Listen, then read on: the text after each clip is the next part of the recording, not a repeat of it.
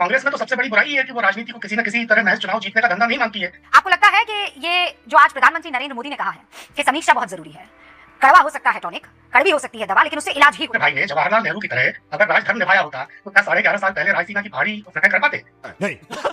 कांग्रेस में तो सबसे बड़ी बुराई है कि वो राजनीति को किसी न किसी तरह महज चुनाव जीतने का धंधा नहीं मानती है। वो राजनीति को सामाजिक सरोकारों से जुड़े रहने का जरिया मानती है। सोमनाथ मंदिर के लुटेरों के साथ खड़े होकर मोहम्मद गजनी का गुणगान करने वाले, औरंगजेब का गुणगान करने वाले लोग अगर सामाजिक समरसता चाहते हैं, नहीं करनी हमें सामाजिक समरसता।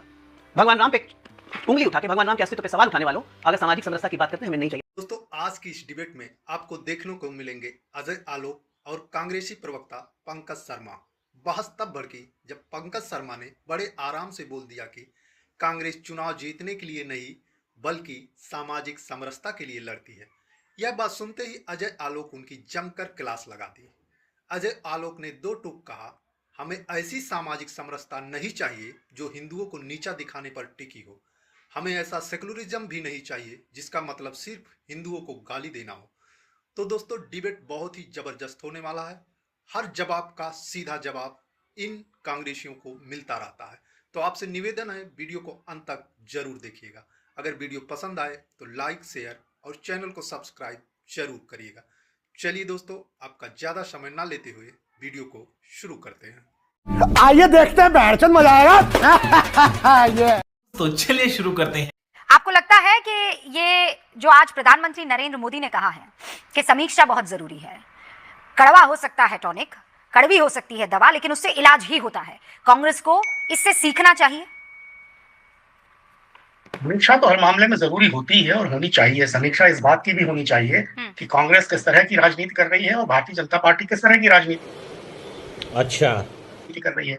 मैं तो प्रधानमंत्री जी की इस बात को एकदम सही मानता हूँ कि जो कांग्रेस की बुराइयों से बचेगा वही देश में आगे बढ़ेगा। भारतीय जनता पार्टी और नरेंद्र भाई मोदी ने ये साबित करके भी दिखाया है कि वो कांग्रेस की बुराइयों से बचे रहे और देश में कहां से कहां पहुंच गए। कांग्रेस की तरह जाति की, बिरादरी की, फिरका परस्ती की सियासत करने से इनकार किया होता, सर्व समावेशिता के मूल्यों के प्रति निष्ठा रखी होती, समाज के हर तबके को समदृष्टि से देखा होता, तो क्या भारतीय जनता पार्टी 2 से 303 पहुंच सकती? नरेंद्र भाई ने जवाहरलाल नेहरू की तरह अगर राजधर्म निभाया होता तो क्या 11.5 साल पहले रायसीना की पहाड़ी फतह कर पाते? नहीं। कांग्रेस में तो सबसे बड़ी बुराई है कि वो राजनीति को किसी न किसी तरह महज चुनाव जीतने का धंधा नहीं मानती है। तो वो राजनीति को सामाजिक क्या मानती है? वो राजनीति को सामाजिक सरोकारों से जुड़े रहने का जरिया मानती है। तो कैसे वो गरीबोन्मुख सकारात्मक आर्थिक तरक्की की हिमायत करती है। उसके लिए समानता, सहिष्णुता, वैचारिक उदारता और अभिव्यक्ति के जो उसूल हैं उनकी अहमियत है। तो छल प्रपंच, साम दाम, दंड भेद की मौजूदा सियासत में अगर आगे बढ़ना है तो कांग्रेस की इन तमाम बुराइयों से तो बचना होगा ना। समझ रहे हो आप? ये उलटबांसी का दौर है रूबिका जी। ये सामाजिक सद्भाव के बजाय सामाजिक विघटन को बढ़ावा देने का युग है। ये वंचितों के जीवन स्तर को सुधारने के कदम उठाने के बजाय पंकज जी, मुझे अचानक इस बात का एहसास होने लगा कि मैं 9वीं क्लास की अध्यापिका हूं और मैंने बच्चों से कहा है कि आपको जो है कुछ लाइनें लिख कर लानी है कि सामाजिक सुलेख और वो सुलेख जो है पंकज जी, आपने वो सुलेख हमको सुना दिया। मुझे ऐसा लगा मैं बहुत प्रैक्टिकलिटी क्योंकि ये जनतंत्र की जड़ों में मट्ठा डालने का जो शासन काल है पंकज जी, आपकी निभाई नहीं जा रही है। पंकज जी, मेरी निगाह की बात नहीं है। पंकज जी सुनिए ना प्लीज, का जमाना है। नहीं पंकज जी, मेरी बात सुनिए। आप ये हमेशा यही दिक्कत होती है, जनता बेवकूफ नहीं है, जनता जानती है, जनता की नब्ज को आपको टटोलना है। आप ये कैसे रट्टा लगा सकते हैं कि जो मैं सोचता हूं, जो राहुल जी सोचते हैं, जो कांग्रेस के ये तमाम 4-5 जो उनके आगे पीछे घूमते हैं वो सोचते हैं, वही पूरे देश को सोचना चाहिए। ये बड़ी अच्छी बात कही आप। अजय जी, फिर मामला वहीं आ जाता है कि हम तो सामाजिक समरसता लाने की कोशिश कर रहे हैं, लोकतंत्र की बहाली के लिए काम कर रहे हैं, हम चुनाव जीतने के लिए काम नहीं कर रहे हैं। चुनाव जीतने की मशीन आप लोग बने हुए हैं और वो मशीन आपने कब्जे में की हुई है, इसीलिए। रूबिका जी, कोई सोया हुआ हो ना तो उसको झकझोर के उठा दिया जाता है और उठ जाता है, लेकिन जो नाटक करके आंख बंद किए रहे उसको आप कुछ नहीं कर सकती हैं। तो कांग्रेस की चिंता हम लोग क्यों कर रहे हैं? मैं हो गया, आप हो गई, करना ही नहीं चाहिए, बिल्कुल नहीं करना चाहिए। सामाजिक समरसता, अगर पीएम बता रहे हैं कि कांग्रेस की गंदगियों से दूर रहना पड़ेगा, एक परिवार की गंदगी है, क्या बात कर रहे हैं? वो ये बता रहे हैं कि एक परिवार ने कांग्रेस जैसी पार्टी को ऐसा कैप्चर किया कि कांग्रेस नाम की पार्टी का अब भविष्य और अस्तित्व खतरे में।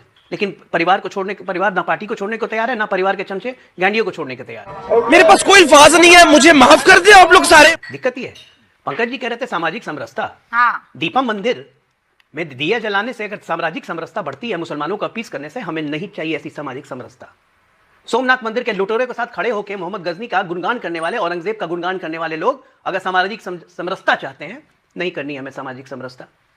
भगवान राम पे उंगली उठा के, भगवान राम के अस्तित्व पे सवाल उठाने वालों, अगर सामाजिक समरसता की बात करते हैं, हमें नहीं चाहिए सामाजिक समरसता। यही नहीं, अभी और सुनिए। पश्चिम बंगाल के मुर्शिदाबाद में चिकन नेक में हिंदुओं को जब काटा गया तो हिंदुओं के साथ खड़े होने की जगह मुसलमान भाईजानों के साथ खड़े, बांग्लादेशी के साथ खड़े लोगों के साथ इस देश का हिंदुस्तानी सामाजिक समरसता नहीं करेगा।